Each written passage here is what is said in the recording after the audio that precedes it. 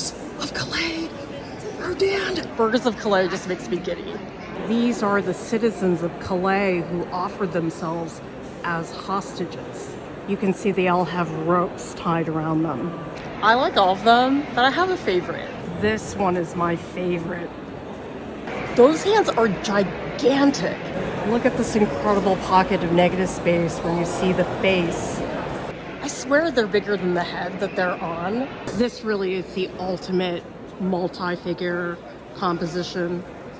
That one's a close second. That twist of the neck, you can feel how much that hurts.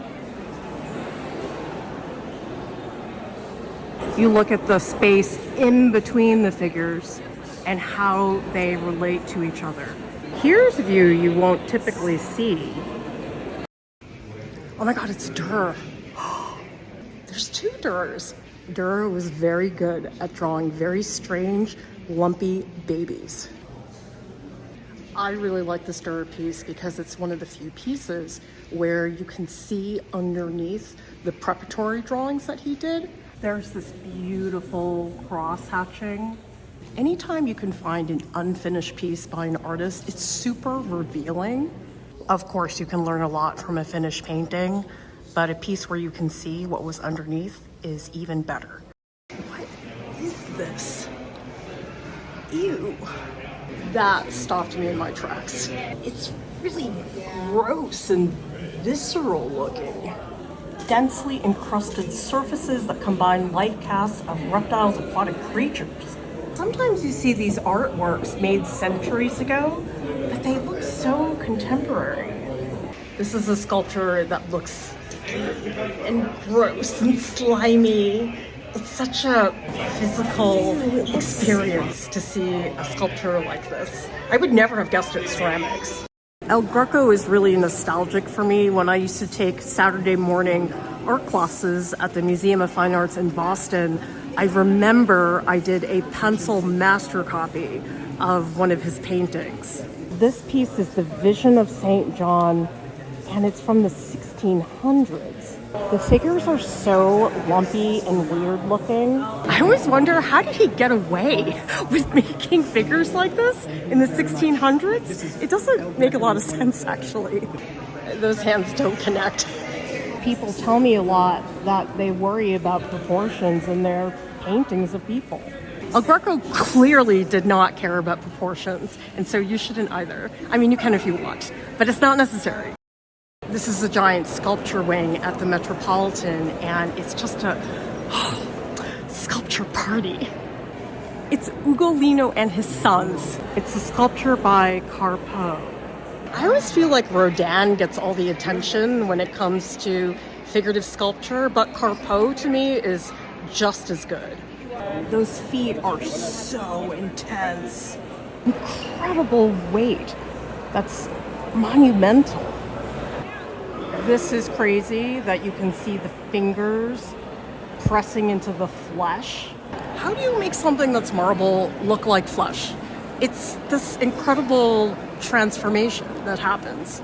This is the view that you won't usually see. This sculpture is weaving so many diagonals. I also like to notice pockets of negative space. Oh my God, I found the Rembrandt room.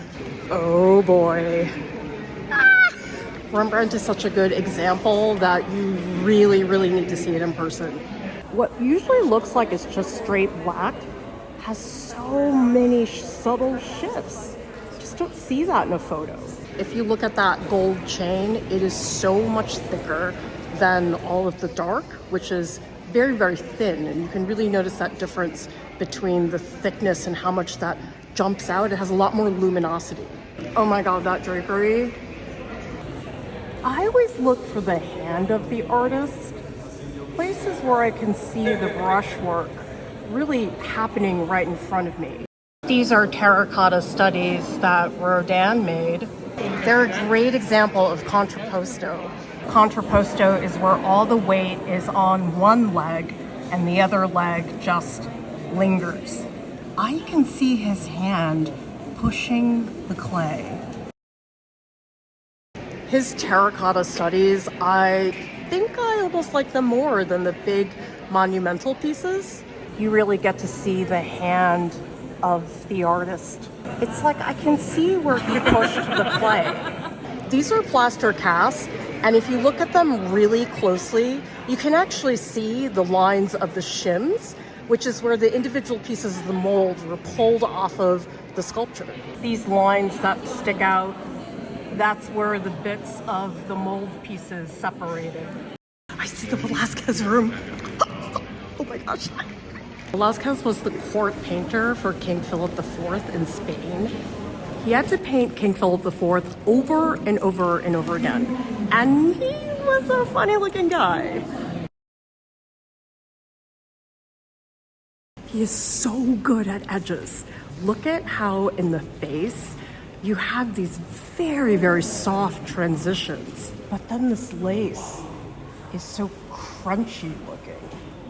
One of my favorite Rodin sculptures, hands down, it's called The Old Courtesan. You can really feel the weight of this figure and the sagging of the skin. It's not typical to see older figures modeled nude. So when you see one, it's a really unusual experience. Most of the time we see figure sculptures and they look pretty fit, athletic, but this one shows a very different side of the human figure. When you do figurative sculpture, an important thing to note is when the figure is life-size and when the figure is bigger than life-size. This Rodin piece is way bigger than life-size. It has this monumental feel to it. The feet look like they weigh 1,000 pounds. It's Peter Paul Rubens' room. Oh my God, there's so many. I like to say that Peter Paul Rubens figures look like they're made out of lumpy cottage cheese. He makes the anatomy look so gelatinous. I'm often telling people when they're painting flesh tones to try to not just use browns and tans. And I know it might seem strange at first to think about putting, let's say, a blue or green. That is totally blue right up against that orange. Right here, that is blue. If you go to a museum and you see a figure painting, try to find blue and green. You will see it. It's in there. It's just we don't think to notice it. That baby is so lumpy.